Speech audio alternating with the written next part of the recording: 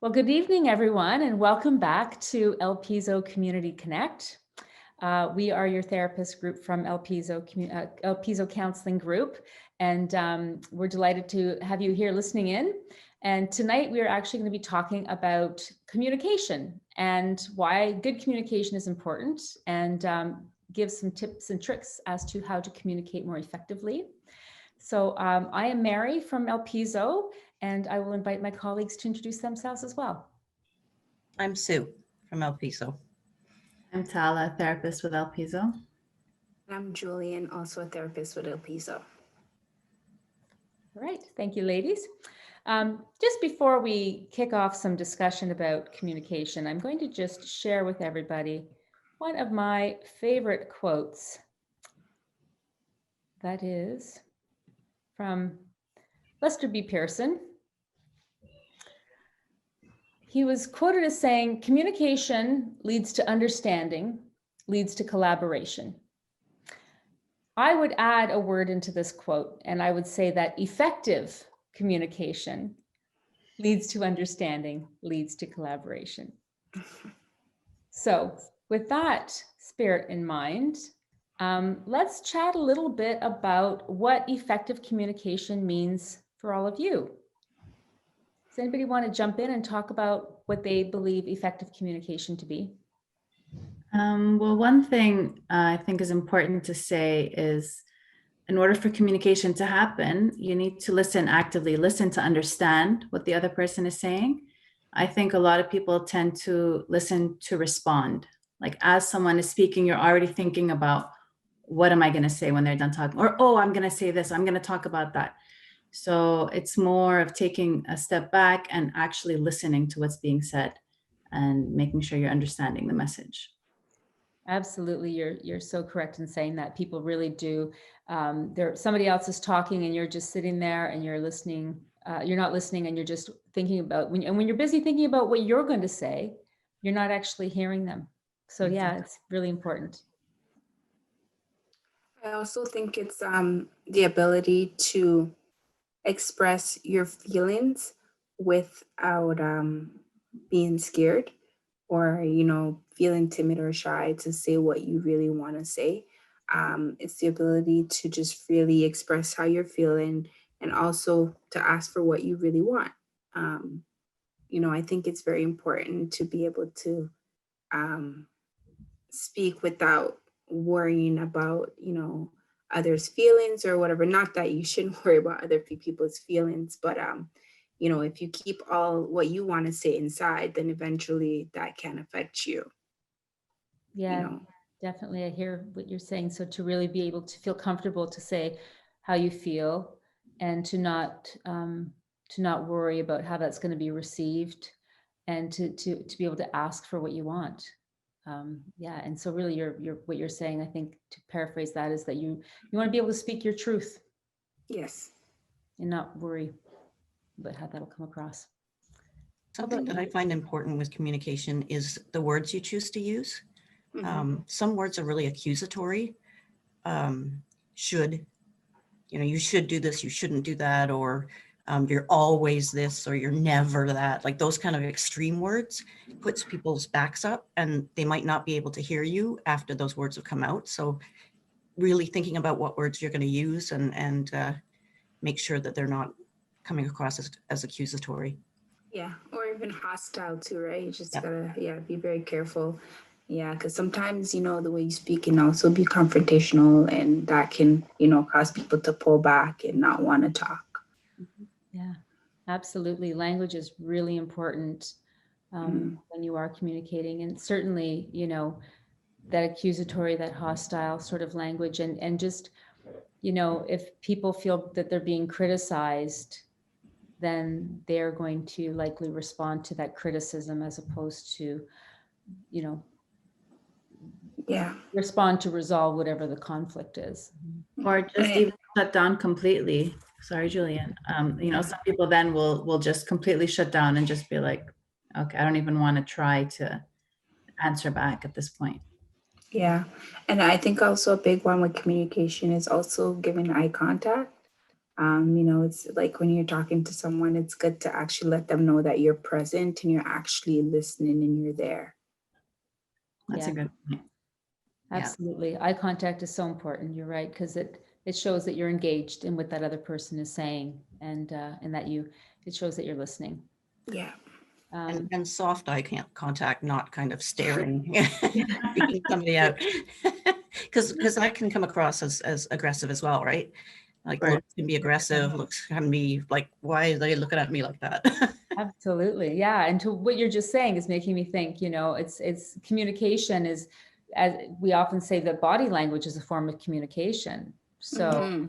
so language is important, and also that body language. So eye contact, but also like how you're looking at them, how your body stance, are you closed off or are you open, or, all of those things when two people are communicating play a role in that feeling of like either being hostile or listening or being open to what someone is saying. So I also find, in terms of good communication, like we talked about, like what Tala mentioned about, when you're busy thinking about how you're going to respond, but also, I've been in situations before where I find that some people, if there's a disagreement or an argument or a conflict of any type, that they're communicating to win more so than they are to resolve, Mm. So when it becomes about winning and less about resolving, then that can, then you lose that ability to understand and to collaborate, because Definitely. you're just trying to win. So I think what your motivation is in the communication is really important as well. And people don't always think about that, but I've had those instances where I've had to ask the person, are we discussing to resolve this, or are we discussing this so that someone comes out a winner? And that's, and then sometimes the person sort of takes a step back and says, okay, yeah, we'll pivot how we're talking. So yeah, It's almost like they're talking at you rather than talking to you. yes, Right. exactly. Just getting those points in to win. So yeah, so that's all really helpful. So perhaps, in talking about what different communication types and styles are, we can run through together, what the different types of communications are and what each one is all about. So, we've discussed that we haven't discussed it here, but amongst ourselves, we have discussed in the past that there's like 3 types. There's passive, aggressive. Those are 2 different ones, passive and aggressive, and assertive communication. So let's talk a little bit about what those are. So Julian, do you want to maybe sort of walk us through what passive communication is and what it looks like?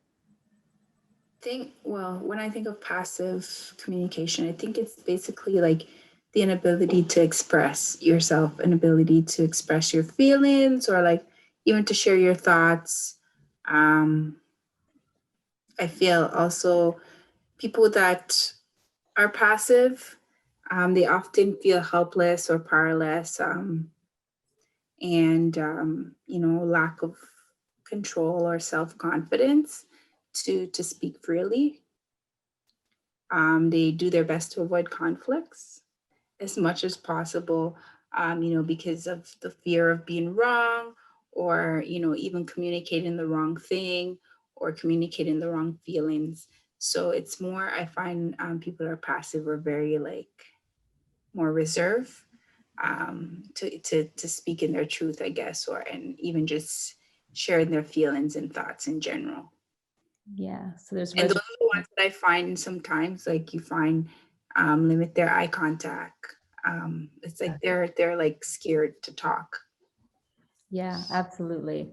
And also, I mean, I think that they tend to be more agreeable to the situation because they don't Yes. want to cause any conflict or being criticized, fear of being criticized or judged after, sharing their feelings or their thoughts. Absolutely. I think passive communicators also tend to put like the needs of others above their own. So they kind of neglect their own wants and needs and just kind of go with the flow and just follow along. Yeah. Yeah, even at their own expense, they just go along with what's happening, even if it's like to their own detriment. Yeah, definitely. So the polar opposite of passive communication would be aggressive communication. Tala, do you want to talk to us a little bit about what aggressive communication tends to look like? Yeah, well, it's basically putting, like what I just said about assertive, it's the about passive, it's the opposite of that, which is putting your own needs above all others, even to the detriment of the others. So it can be like also showing like anger, getting easily frustrated with other people, use like criticism and humiliation and domination, like all these strong words kind of to overpower other people. They can be disrespectful in the way they speak, interrupting other people. Unwilling to compromise, just like what they want is what they want, and what they're saying is more important than anybody else has to say. Yeah, I find that they are also like they're fear being controlled by others. So, I feel like there's that insecurity there. So they feel like they have to empower others in order to feel like they're in control. And I think because of that, it's easy for them to become hostile. Yeah.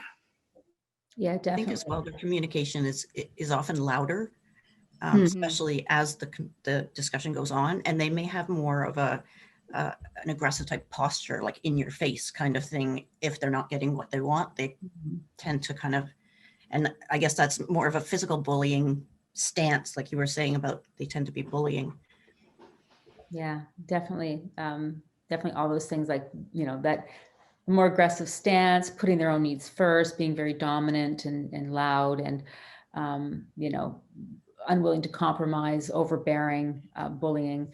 So yeah, those are definitely aggressive communication traits. And I would say when that's the type of communication that you're on the receiving end of that, like, how does somebody on the receiving end of aggressive communication typically respond?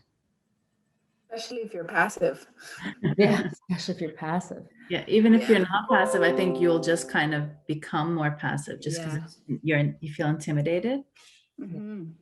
And if you've got two people that communicate the same way, then it just becomes a huge argument. Exactly. Yeah, definitely. Then it gets really, really loud. Okay, so those are sort of the two extremes: passive aggressive communication. The more effective type of communication would be assertive communication. So Sue, why don't you tell us a little bit about what assertive communication looks like? Sure. So assertive communication is when you're looking out for your own needs, you're expressing what you need, what you want in a respectful way without actually trampling on the other person's needs. So you're each taking each other into consideration. You listen without interrupting, and you're willing to compromise. So it's not all about just what I want. It's okay, let's figure out something that works for the both of us. But you can still stand up for what you want. A lot of people think that either their needs aren't as important as the other person or vice versa. No, my needs are just as important as your needs are important. So let's work it out together. So it's being able to do that respectfully and say what you need to say and listen to what the other person needs to say, and then figure out something that works for both of you so that nobody's getting trampled on. Absolutely, absolutely. So yeah, so it's really finding that middle ground. It's approaching a conversation with the idea that you've got needs that need to be addressed and communicated. Someone else has, the other person has needs that need to be addressed and communicated. And it's about finding the compromise and finding that middle ground with each other. But also, really, it's important to say what your needs are. So absolutely, that's really good. And it means good eye contact, and it means, an open body language as well. So all those. I think also a strong sense of self-confidence is also with an assertive personality, or personality and communication skills as well. Mm-hmm. Excellent. Yeah, absolutely. It does take confidence to communicate assertively. And it's something that we can learn with a lot of practice. So why don't we, speaking of practice, why don't we talk through some scenarios together, just to really give those that are watching us discuss communication, really give them some concrete examples of how each particular style of communication, what it looks like, and then we can also show them more effective types of communication. So I'm going to give a scenario, and then I'll ask Tala to give the passive version of the response. I'll ask Sue to give an aggressive version of the response, and I'll ask Julian to give an assertive aggression. Oh dear. Okay. Here's the scenario. So a friend asks to borrow the car, and this is going to be a big inconvenience for you. So Tala. Okay, so I'm gonna, like, as if the friend just asked me, can I borrow your car? Okay. I guess you really need my car. Sure, you can borrow my car. You can keep it for as long as you want and just bring it back when you're done. Perfect. Passive. And yeah, you said yes. You didn't communicate your needs. You didn't make a lot of eye contact, although it's hard to do on Zoom, but that's why I was like just looking down. But yes, that was a very good example of passive response. So Sue, I'm asking you to borrow your car. This is going to be a big inconvenience for you. So what would an aggressive response look like? You want to borrow my car? I don't think so. Don't even think what I need to use it for this weekend. Like last time you borrowed my car, you left it empty and yeah, forget it. I need it. Find somebody else to be a sucker. Exactly. That felt really uncomfortable for me.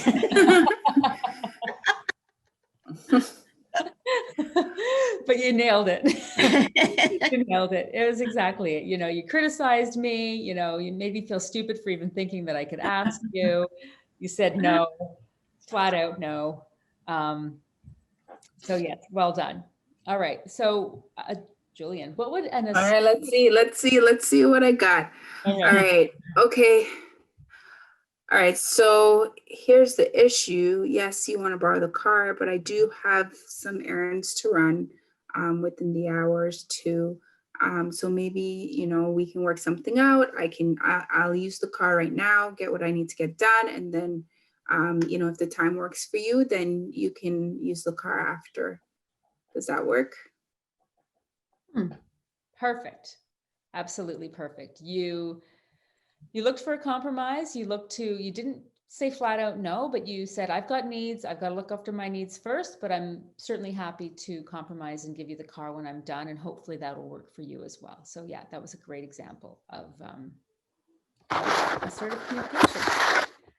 Shall I do a few more? All right. Let me ask one.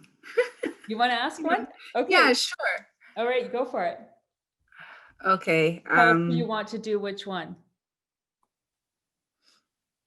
Okay, Mom, John and I have to go out. Do you mind watching the kids? So who do you want? You want to do what? Okay, so we'll have Mary. You can be the aggressive. Sue, you'll be passive, and Tala, you'll be assertive. All right, so passive. Oh, I have to go first. Okay. So you want me to watch the kids? You want to go out? Yeah, I really was. No, yeah, that's fine. That's okay. Yeah. You go have fun. I can do my stuff later. No worries. Thanks, Mom. All right, aggressive. Okay. You want me to watch your kids? It's Friday night. I have plans. I have things to do. I'm not just here to be your babysitter whenever it makes sense for you. They're your kids.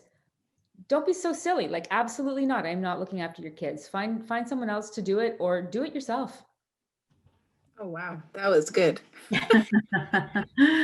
Very aggressive. Yes. I wish I could say I felt more uncomfortable than Sue. That was very good, actually. That was really good. You know, you were very like, no, straight to the point. There was no ifs and buts about it. Very good. All right, Miss Assertive. This one's tough for me, actually. Okay. You'd like me to watch your kids tonight?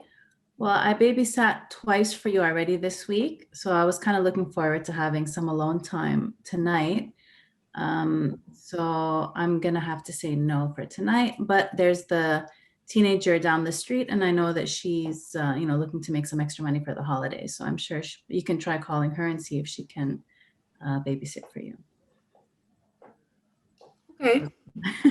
So you were honest, you know, you shared your truth. You said no, but you also gave an option to your no. So it wasn't just a solid no. You also gave the option of maybe asking someone else. Okay, that was good. Yeah.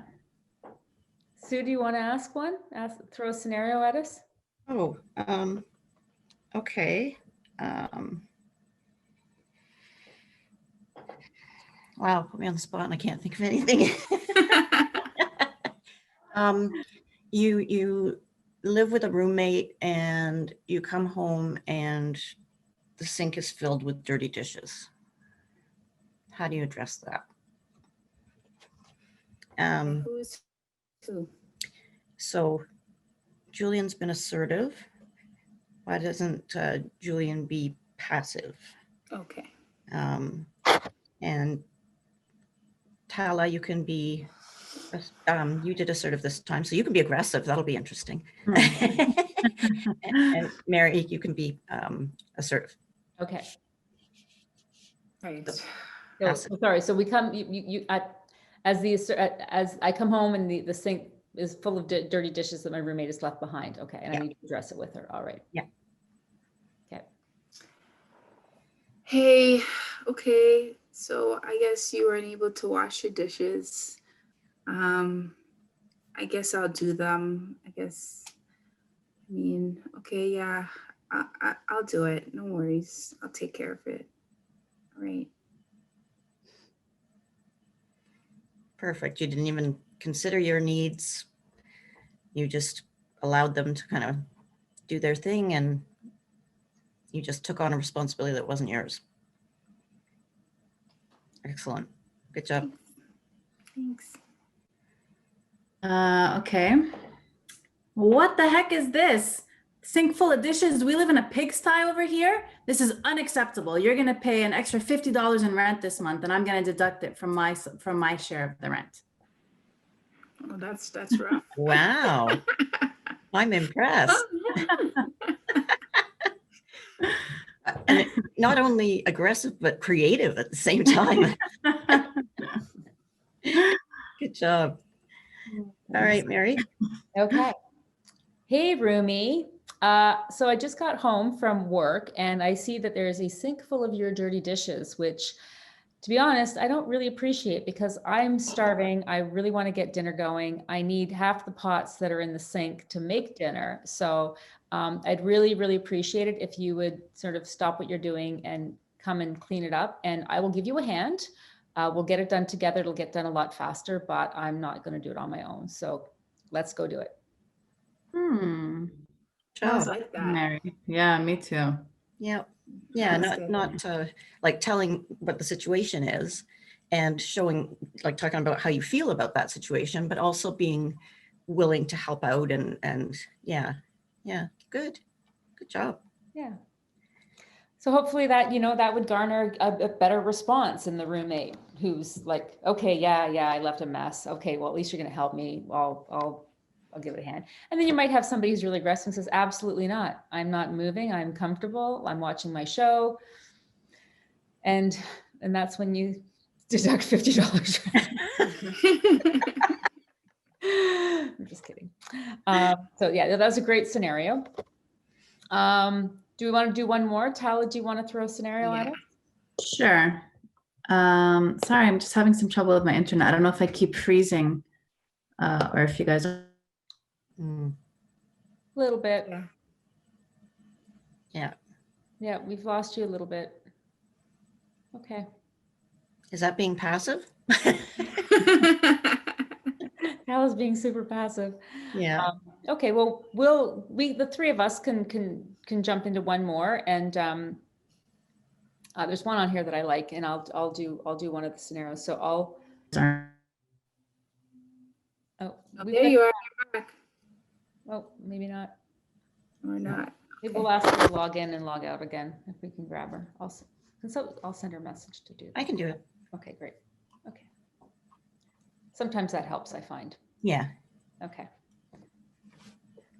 Okay.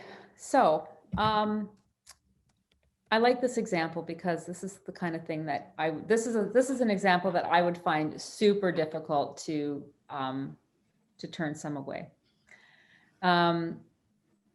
So a friend showed up at your house uninvited, and usually you'd be happy to let them in, but this time you're busy. So, what would, I'll do the passive one. So, because this is probably exactly how I would respond in this situation. So Tal, in case you missed it, we're going ahead with one other scenario where a friend shows up at your house uninvited. Usually you'd be happy to let them in, but this time you're busy. So a passive response would be, oh, hey friend. Yeah, so we're just, we're just getting dinner going, but I'm happy to see you. Come on in. Let's, I'll get you a cold beverage. We'll sit down and get caught up. Yeah, it's nice to see you. I'll do aggressive. Okay. Oh, hey, what are you doing here?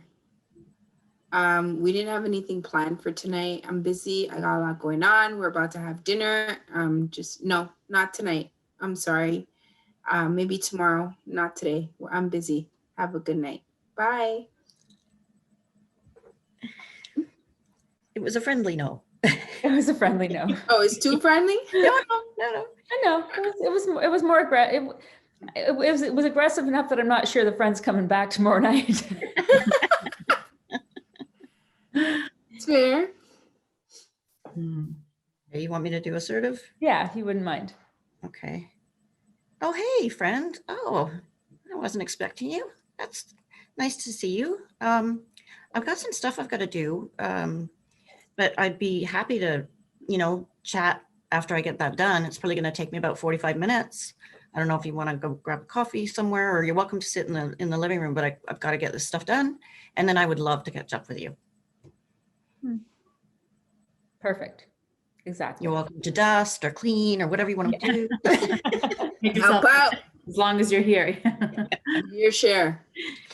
Yeah.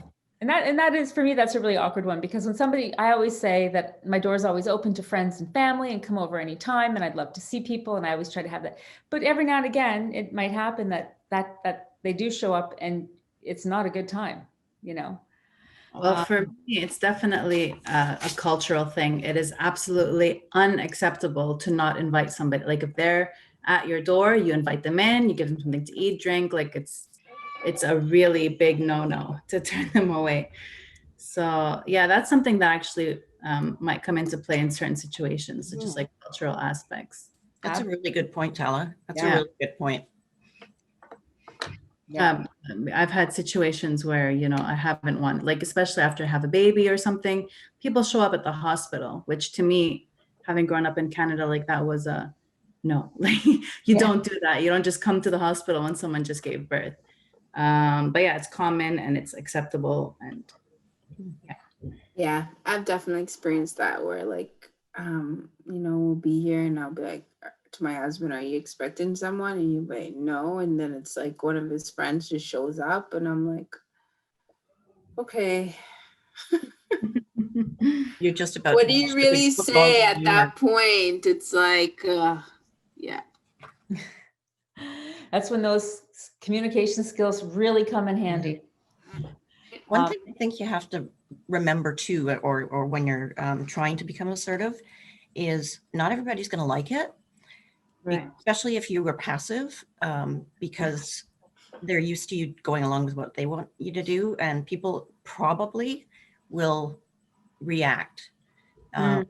So if you, like when you are becoming assertive, it's important to recognize that you may lose some relationships. Mm. You know, if there are people that are just used to kind of bowling people over and getting what they want, they may not be willing to accept that. And that's okay. And you're better off not being bowled over every time you see them, kind of thing. So, you know, it's important to recognize that you will get kickback, and it's also important to be consistent, you know, because if you waffle, then they're just going to keep doing what they do until you fall back into that routine. Mm. Exactly. It's uncomfortable at first, but Mhm. it's worthwhile. It's worthwhile. Yeah. And some people get defensive too. If you're bringing something up, like if, you know, back to the roommate situation with the sink full of dishes, when, you know, if I come home and I say, hey, roomie, you know, you've left a sink full of dishes, you know, they can get defensive easily. So sometimes you have to address things with people that are going to put them on the defensive. And there's ways that you can do that is going to sort of diffuse that defensiveness right up front. So let's say, Sue, I have to talk to you about the fact that, you know, you made me uncomfortable last week when we were together in the office, and you said in front of everybody that, you know, I wasn't very good with, you know, doing my notes at the end of sessions, that I was really like not very strong on that, and that I needed to improve. And I wanted to For the address record, this is just a scenario. Yes, this is a scenario. But let's say, so you made me feel uncomfortable, and I want to talk to you about it. I want to say, you know, Sue, I didn't appreciate that. I didn't appreciate that you brought that up in front of everybody. And, you know, it was something I shared with you, and then you bring it up in front of everyone. And me saying that to you might make you feel really defensive, you know? So if I were to approach that situation and say, hey, Sue, I know that you did this with my best interest at heart. I know you did this because you wanted to let the group know that I needed more help in an area, and maybe you thought that they would all want to help me, but it made me uncomfortable that you brought it up, you know, because I don't really want everybody to know that I struggle with that. So you know, I appreciate that it was done with good intentions, but I would appreciate next time if you don't bring it up publicly. And if you want to talk about it with me further, I'm happy to talk to you about it one-on-one. But I really rather that you don't share some of the things that I share with you directly.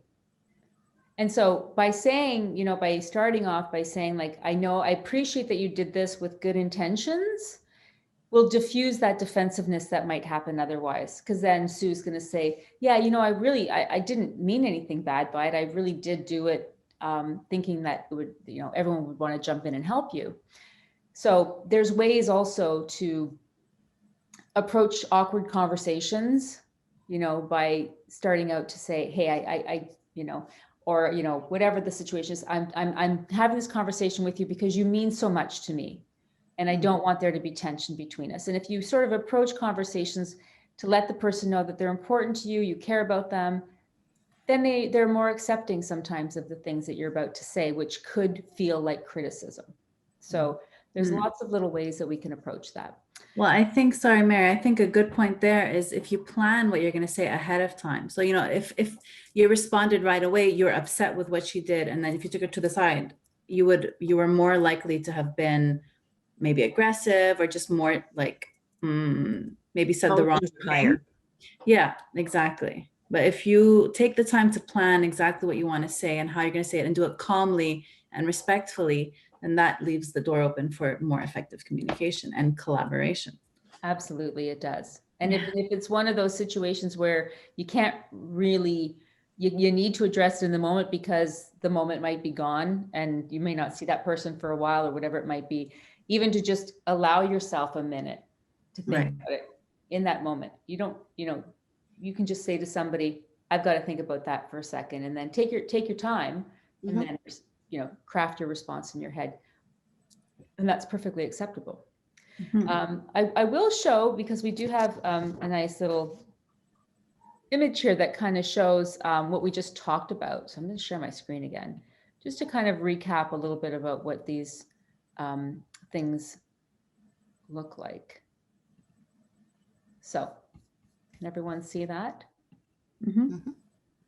So just to sort of recap, passive, my needs are not important, not being heard. You're okay, I'm not. I tend to give in. I allow myself to be bullied. I'm reluctant to share my true thoughts. I try to keep the peace. So, and those people, you know, if you've got somebody who's aggressive, or somebody who's just not, you know, doesn't have a lot of awareness to how somebody else may be, they can really take advantage of that passive person. Does anybody else want to walk through one of the others? Sure, I'll do aggressive. Only my needs matter. Talking over others. I'm okay and you're not. I tend to take over. I tend to bully others. When expressing myself, I can shout or become aggressive, and I look after myself. So this can be a bit of like a defense, like we were saying. You know, when people get defensive, they kind of tend to just roll over others. Absolutely. You want the honors, Julian? Assertive. My needs are as important as everyone else's. Easy flow of talking and listening. I'm okay and you're okay. I tend to compromise. I stand up for myself. I find it easy to express my true thoughts. I try to make things fair. So I guess an assertive person, you know, they do their best to take care of themselves, but they also try to include other individual needs as well as their own. Great. It's a great recap. Okay, so I will stop sharing for now. And the next thing I think that might be important to talk about where effective communication is concerned is we've already talked about how for us, good communication means that you're also listening and that the person who's speaking feels heard. So one of the most effective ways to do that is through paraphrasing. And so paraphrasing, and for anybody watching this, if you reflect back, or if you rewind to the beginning, you'll notice that we have been paraphrasing each other a lot. And we're doing that deliberately in this session to show that we're hearing what the other people are saying. So paraphrasing is when you're listening to the other person speak, and before you give your response, you paraphrase back to them what they've just said to you. And that not only shows them that you heard, but it ensures that you understood, that you did in fact hear them correctly, that you're understanding what they're saying. And once you understand what they're saying, then you can respond back. So what we'll do here is we'll actually show what that looks like. And I'll add in that it's often important, it's not often, it's very important, it's always important when you're telling somebody something that's important to you, you want them to hear, it's always really good to use I statements. I feel, I this, I that, because you are communicating your feelings and what you're thinking. And by using I, you're also, as soon as you use the words you can put somebody on the defensive right away. And then that's all they hear right out of the gate. They hear, you know, you did something wrong. An accusation. It's that accusation and it's that criticism that they're hearing. And so as soon as they hear that, they stop hearing what the real messages that you're trying to deliver. So I statements help with that. And then paraphrasing back ensures that there's understanding and that the person gets heard. So I think it's important to say as well that it's not just telling them exactly what they said to you, because that can seem almost mocking. So it's a matter of kind of getting the gist of what they're saying and saying it back. And you may get it wrong. And they might say, no, that's not what I meant. But it gives them an opportunity to really explain what it is so that you do understand. So it's a good check-in as well. Yeah, absolutely. and also maybe at the end, you know, like I usually find that I'll say after I ask and say, am I understanding you clearly, or you know, did I get what you're saying clearly? So like we know that we're on the same page and that like what they're saying is heard and I heard it correctly. And if not, me asking that question allows them to correct me if I, like if we're not on the same page. Absolutely. Yeah. So let's try and do a couple of scenarios between us where we have to address something that's bothering us to the other person, and that other person is going to paraphrase. We're going to use some I statements. So Can I we'll go create, first? pardon me? I said I can go first. You can go first. Excellent. Who do you want to talk to? I'll talk to Sue. Okay. Okay, so Sue, it's I know like you've been really busy with work and school and everything that's going on, but I kind of feel like, our friendship has been put on the back burner a little bit. And, we used to hang out all the time. And now I kind of feel like we barely hang out. We barely talk. Whenever I do call, you're busy or you don't have time. I'm just, as your friend, I'm kind of feeling a bit neglected. And I just wanted to let you know that's how I've been feeling. So I just want to make sure I understand right, is that because I've been, like, you understand that I've been really busy with work and school and stuff, and our friendship is important, but you're feeling kind of neglected because I haven't been spending as much time with you because I've been with work and school. Is that right? Yeah. Yeah. I just miss hanging out with my best bud, So Okay. Julian, when Sue reflected back to you, the sort of the gist of what you were saying, did you feel heard? I did. You did. You felt heard. Okay. Yeah. And Sue, when you reflected that back to her, do you feel that, you really understood what she was saying at that point? Yeah. Okay. And so when people feel heard and understood, and the other person has understood them, there's really nothing to argue about, is there? It's No, this is we've because you're heard each other. communicating. We've communicated, so now we understand each other, and Yeah. now we can collaborate on what we can do about it.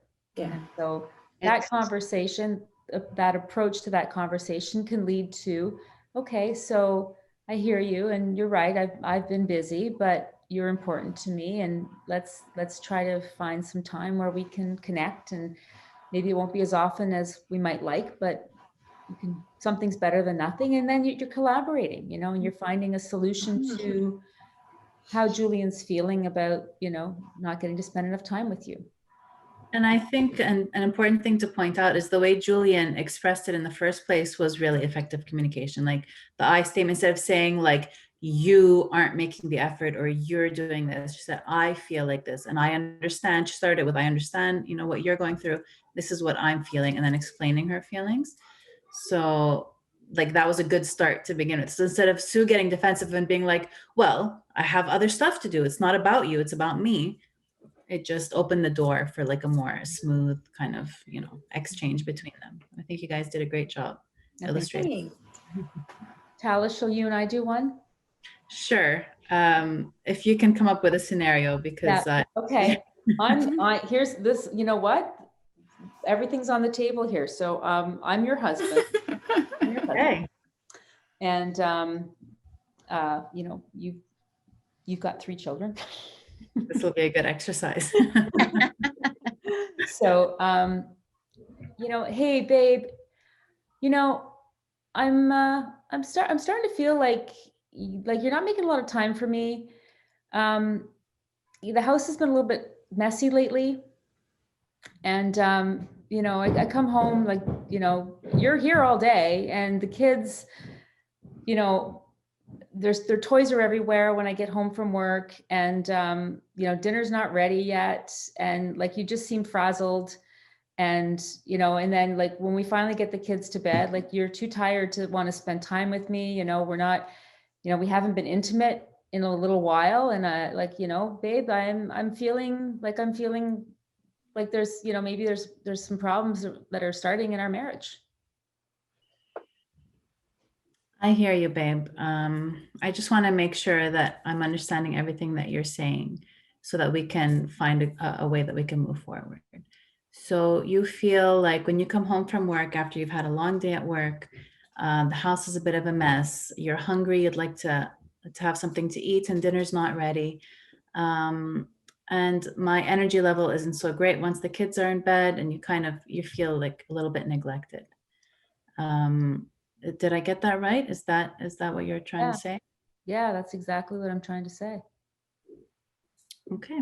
Well, we can Oh, move. the aggressive in me was like, I was going to say that was a really nice, calm.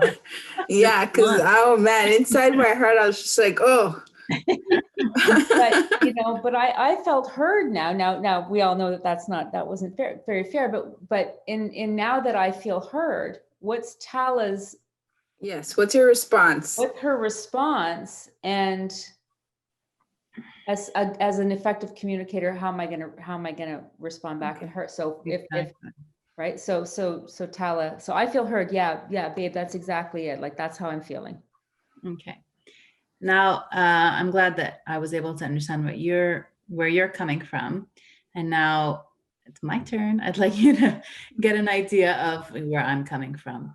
So the kids are all over the place, and I don't like the house being messy either. So I do try to tidy up during the day, but then it just gets messy again. So for me, it just makes most sense to do it once and for all after they go to bed.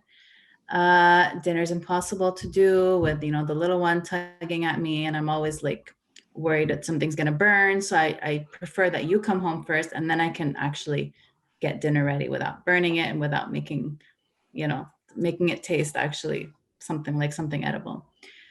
And I agree, the intimacy thing is an issue, and we definitely do need to make more of an effort and actually plan it. Although it's not the most romantic thing, I agree that we need to, maybe schedule it to make sure that it doesn't get forgotten and kind of lost in the whole mix of the craziness that we live in. Well, thanks for that, babe. I appreciate that. If I'm hearing you correctly, what you're saying is that with all three of them, your hands are full, and you can clean up, but then you clean up one mess and there's another mess happening right around the corner. So I understand that, and yeah, it makes sense that you're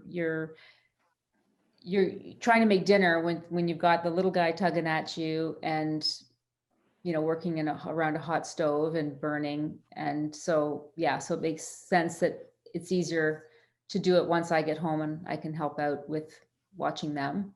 And maybe scheduling it isn't the most romantic thing, but certainly it's better than nothing. And maybe we can also look at how we can, maybe get a babysitter once in a while and go have an outing, or get your parents to take care of the kids on the weekend and do that. Like, I hear what you're saying. I'm sure it is a lot more work than I probably even realize that it is, having all three of them. But I just want us to be solid, and so let's keep talking, and let's make sure that we're making decisions that keep us strong together. Good job, guys. Oh, guys, that was awesome. So that aggressive communication, if it and without paraphrasing, like it could have easily been, the husband comes home and he's like, house is always a mess. Kids are always disheveled. There's no food ready. I'm working all day. What are you doing? There's and then only one me. The defensive comes in as well. Yeah, there's only one me. I can only do so much, and I'm doing the best I can. So back off. And both people go away. Then angry. it's like, woo. Nothing gets resolved. And that Feelings doesn't are help up. the intimacy either, for sure. Pardon me? And that doesn't help the intimacy. Like the problems grow from there. Yeah. Absolutely, absolutely. It's when there's a whole bunch of other problems, then intimacy is always an issue as well. So so all the things that, you know, keep people stronger together, Yeah. sort of start to fall. I feel, you know, once you take that time to really paraphrase and state truth and allow, you know, the other person to kind of take it in and understand, it does create a deeper conversation, that allows you to like respond, you know, more respectfully without like being angry, because you're now reiterating and paraphrasing what the person said. So you're kind of like getting to really understand what they're saying by repeating it, right? By paraphrasing it. And that I feel helps you to create a deeper conversation, because, you know, after your response, I'm sure Tala could have responded, you know, yeah, you know, maybe you're right. We can try and get a sitter and we can try and do this or whatever, right? So now the conversation is, it's deeper and it's more meaningful because you're taking the time to really listen and work through it together. And I think also like it creates a sort of compassion, like you feel more for what the other person is going through instead of Exactly. looking at it from my needs. Like, what is Yeah. it that I need? You get to kind of see the other side. Yes. Especially when you're repeating it, because repeating it, you're saying the words. Yeah, absolutely. So, you know, Very, very well done, definitely lady. important. It's definitely important to include paraphrasing, you know, in your conversations and your communication skills, because it does make a difference.